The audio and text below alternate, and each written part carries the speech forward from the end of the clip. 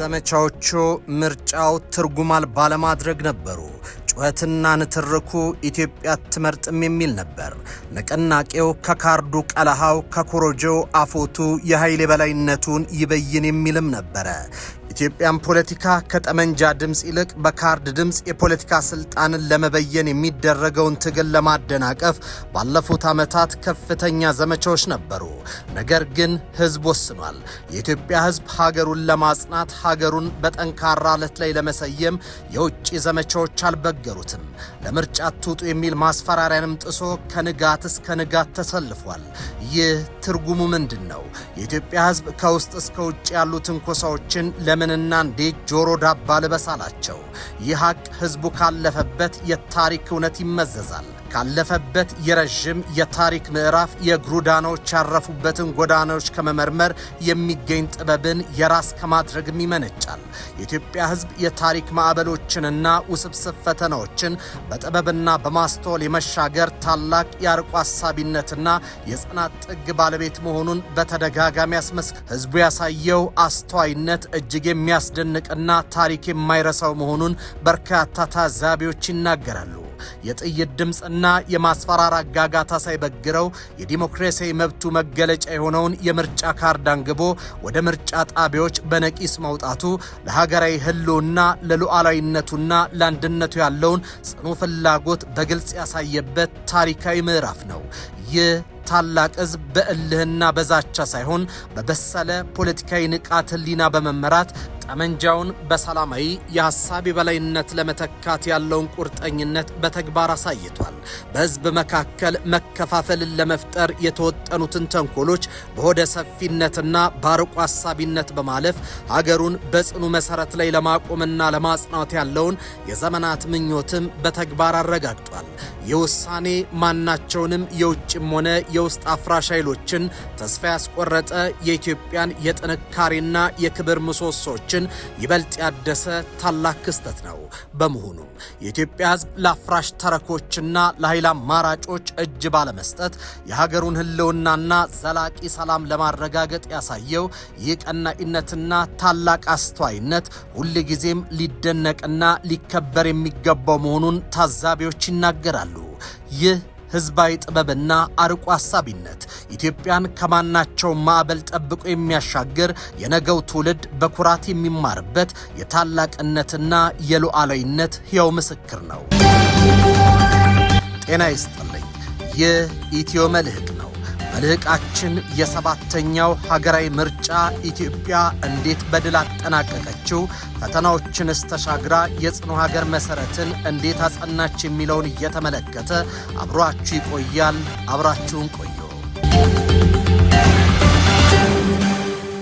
የዘንድሮ ምርጫ በዚህ በታሰበው መልክ ሰላማዊ ሆኖ እንዳይሄድ የኢትዮጵያ ታሪካዊ ጠላቶች የሚገዟቸውን ኃይሎች ገዝተው በስፋት አሰማርተዋል።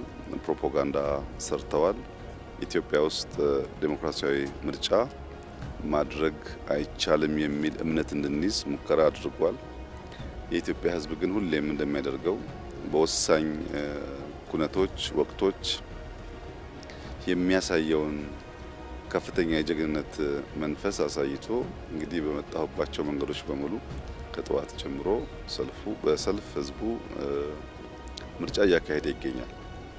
ይሄ የኢትዮጵያ ህዝብ ሀገረ መንግስቱን ለመገንባት የዲሞክራሲያዊ ስርዓት ኢትዮጵያ ውስጥ ለመገንባት የሚሻውን የሚፈልገውን ለመወሰን መካሪ ገሳጭ እንደማያስፈልገው ያሳየበት እርምጃ ነው። ህዝብ ወስኗል።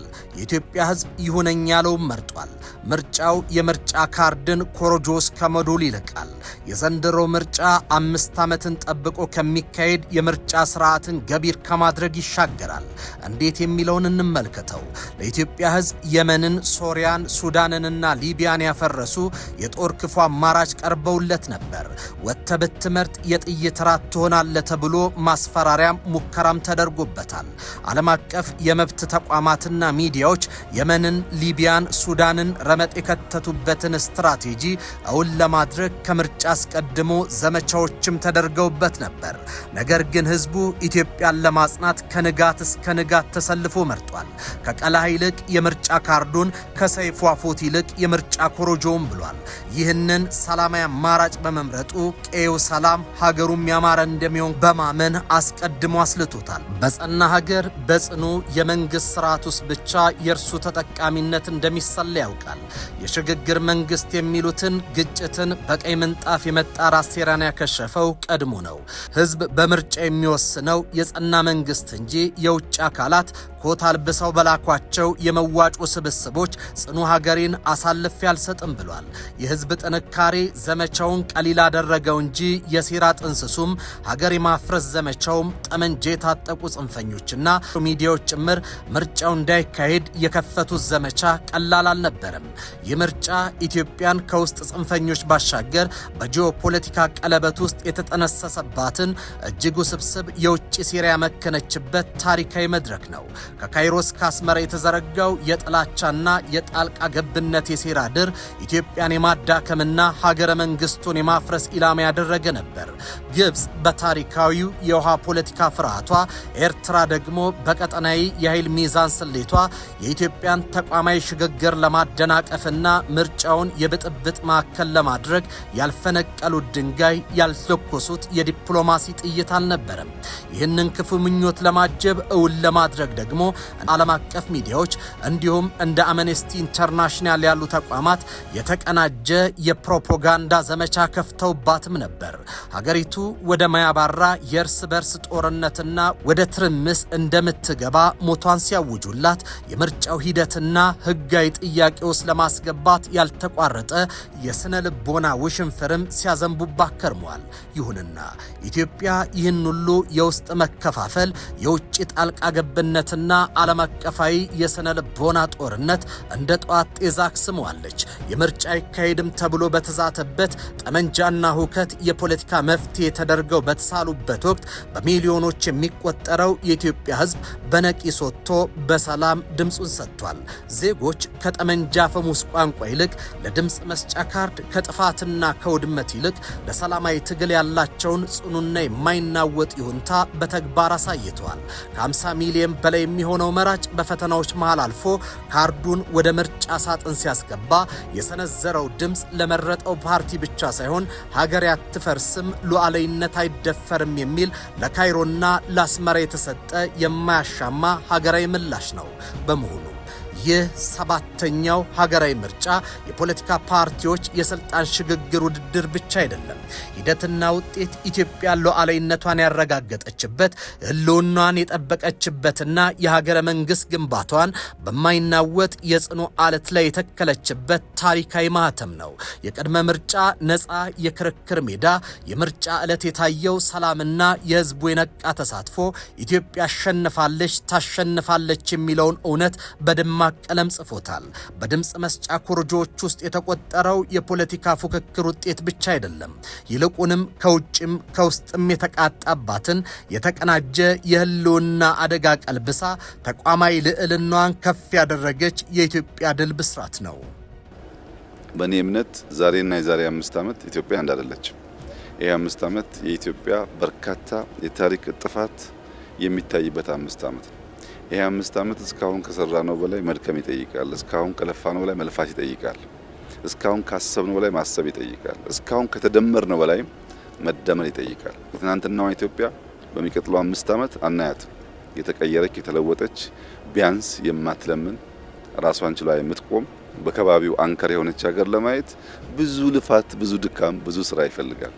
ሰባተኛው ሀገራዊ ምርጫ የወረቀት ካርዶች ወደ ኮሮጆ የሚገቡበት የፖለቲካ ስልጣን ሽሚያ ማሳረጊያ ብቻ አልነበረም። ይልቅ ኢትዮጵያ በታሪክ ማዕበል ውስጥ ራሷን አድሳ የምትወጣበት የህልውና መሰረት ሆኗል። ይህ ምርጫ ኢትዮጵያ በተወሳሰበው የቀጠናው የፖለቲካ ስሌት ጨዋታ ጠረጴዛ ላይ የሀያላኑን ስሌት ያፈረሰችበት፣ እንዲሁም የሀገረ መንግስት ግንባታዋን በማይናወጥ የጽኑ አለት ላይ የተከለችበት ብሔራዊ የትንሣኤ ምዕራፍ ነው። በዓለም አቀፍ የፖለቲካ መድረክና በአፍሪካ ቀንድ የጂኦፖለቲካ ንትርክ ውስጥ የኢትዮጵያ ልዕልና የሚመነጨው ከውስጣዊ ጥንካሬዋና ከመንግስታዊ መዋቅሯ ህጋዊነት ነው። ከካይሮ እስከ አስመራ የተዘረጋው የጥላቻ ትርክት ዓለም አቀፍ ሚዲያዎች የተቀነባበረው የፈረሰች ሀገር ፕሮፓጋንዳው ሽንፍር ኢላማው አንድ ነበር። እርሱም ኢትዮጵያን በውስጥ ትርምስ አዳክሞ ማዕከላዊ መንግስቱን ማፍረስ። ይሁንና ኢትዮጵያ ይህንን ሁሉ የውጭ ሴራና የዲፕሎማሲ ጫና እንደ ሸረሪት ድር በጥሳ በመጣል የራሷን ዕጣ ፈንታ በራሷ የመወሰን ሉዓላዊ አቅሟን በተግባር አሳይታለች። የምርጫ የኢትዮጵያን የተቋማት ግንባታ ደረጃ ያሳየ ነው። የኢትዮጵያ ብሔራዊ ምርጫ ቦርድ ከ54 ሚሊዮን በላይ መራጮችን ያሳተፈ 42 የፖለቲካ ፓርቲዎችና ከ10 ሺህ በላይ እጩዎች የተካፈሉበትን ታሪካዊ ምርጫ በብቃት መምራቱ ለሀገር በቀል ተቋማት ግንባታና ለዲሞክራሲያዊ ስርዓት ጉዞ ያለውን ፋይዳ በቀላሉ እንዳይገመት ያደርጓል።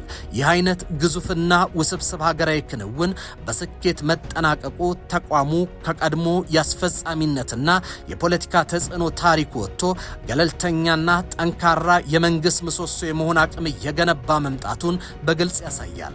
በአንድ ሀገር የዲሞክራሲ ሂደት ውስጥ ተአማኒነት ያለው ተቋም መፍጠር የሂደቱ ሁሉ የመጀመሪያና መጨረሻ እንደመሆኑ ቦርዱ ያሳየው የአደረጃጀትና የሎጂስቲክስ ብቃት ለሌሎች የፍትህና የቁጥጥር ተቋማት ትልቅ የሞራልና የተግባር ማበረታቻ ነው።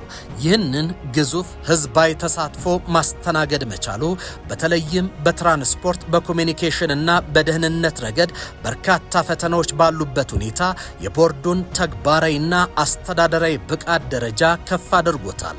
በሚሊዮን የሚቆጠሩ የድምፅ መስጫ ወረቀቶችን ማሰራጨት፣ በሺዎች የሚቆጠሩ የምርጫ ጣቢያዎችን በአግባቡ መምራትና የድምፅ ቆጠራ ሂደቱን በሰላም ማጠናቀቅ የአስተዳደር ጥበብንና የቴክኖሎጂ አጠቃቀም ብስለትን ይጠይቃል። የስኬት ቦርዱ ራሱን ችሎ መቆም የሚችል የውስጥ አሰራሩ የዘመነና የሰው ኃይሉ የሰለጠነ ተቋም እየሆነ ለመምጣቱ ትልቅ ማረጋገጫ ከመሆኑም በላይ ወደፊት ለሚደረጉ መሰል ሀገራዊ ሂደቶች አስተማማኝ መሰረት ጥሏል።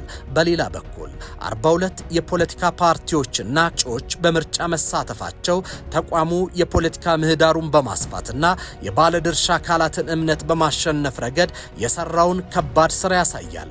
በዲሞክራሲ ስራ ግንባታ ውስጥ ትልቁ ፈተና የህግጋት መኖር ሳይሆን በህግጋቱና አስፈጻሚው ተቋም ላይ የሚኖረው የጋራ እምነት ነው። የተለያየ የፖለቲካ አመለካከትና ፍላጎት ያላቸው ኃይሎች በአንድ የህግና የአሰራር ማዕቀፍ ውስጥ አሳምኖ ማሳተፍ መቻሉ ቦርዱ የገለልተኝነትና የፍትሃዊነት መርህን በተግባር ለማሳየት የሄደበትን ርቀት ያረጋግጣል።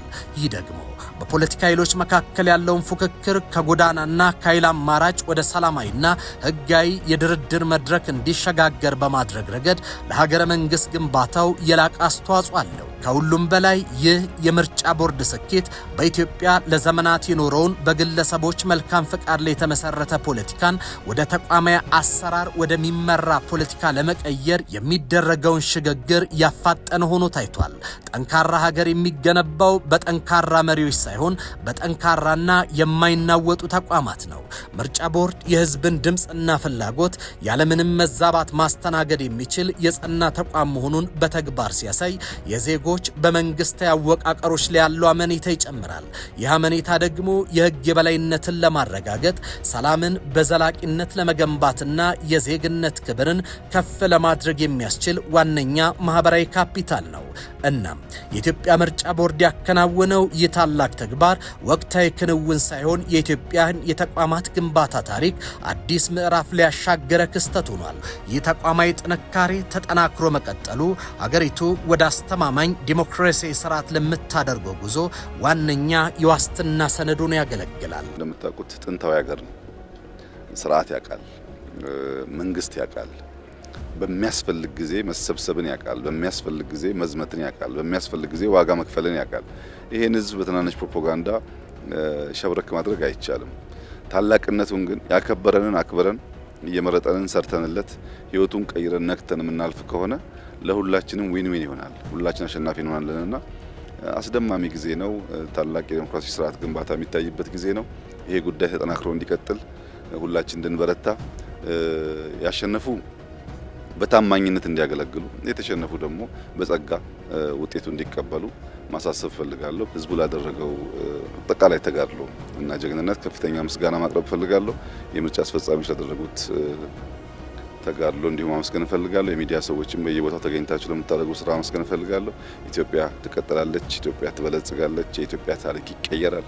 በኢትዮጵያ ውስጥ ጠንካራ ሀገረ መንግስት እንገነባለን። ልጆቻችን እኛ በምንሄድበት የዳዴ መንገድ እንደማይጓዙ ዳግም በእርግጠኝነት መግለጥ እወዳለሁ። ምርጫ የሐሳብ ማሳ ላይ የሚዘራ የዘመን ፍሬ ወደ ዲሞክራሲ የሚሸጋገሩበት የሽግግር ድልድይ እንጂ የመንገዱ መጨረሻ አይደለም። ልዩነቶች እንደ ወንዝ ጅረት በተለያየ አቅጣጫ ቢፈሱም ሁሉም በአብሮነት የሚሰበሰብበትና የሚዋሃድበት ትልቁ መሰረት የሀገር ብሔራዊ ጥቅም ነው። ሀገር ማለት ከጊዜ የፖለቲካ ትኩሳት የጠራች ከግለሰቦችና ከቡድኖች ምኞት የገዘፈች የዘመናት ታሪክ ሸራ ናት። በምርጫ ወቅት የተንጸባረቁት ልዩነቶች በዚህ ታላቅ ሸራ ላይ ያረፉ የተለያዩ ህብረ ቀለማት ናቸው። የስዕሉ እውነተኛ ውበት የጥበቡም ጥግ የሚገለጸው እነዚህ ቀለማት ተዋህደው በአብሮነት ጅማት ሲተሳሰሩና አንዲት ደማቅ ተስፋ የለመለመ ኢትዮጵያን ሲስሉ ብቻ ነው። ትናንት በፉክክር ሜዳ የተሰነዘሩ ቃላት ዛሬ አብሮነትን ወደሚያጸና የፍቅር ዜማነት መቃኘት አለባቸው። በካርድ የተከፋፈለው ድምፅ ነገ አገርን ከውድቀት ለመታደግ ድንበሯን ለማስከበርና የብልጽግናዋን መሰረት ለመጣል ወደሚችል አንድ ግዙፍ የህብረት ክንድ ሊቀየር ይገባዋል። ኢትዮጵያን ከምርጫ ማግስት ጀምሮ በልቦናቸው ሊያስተጋቡት የሚገባው የልዩነትን ግድግዳ የሚያፈርስ የተስፋና የአንድነት ዜማ ነው።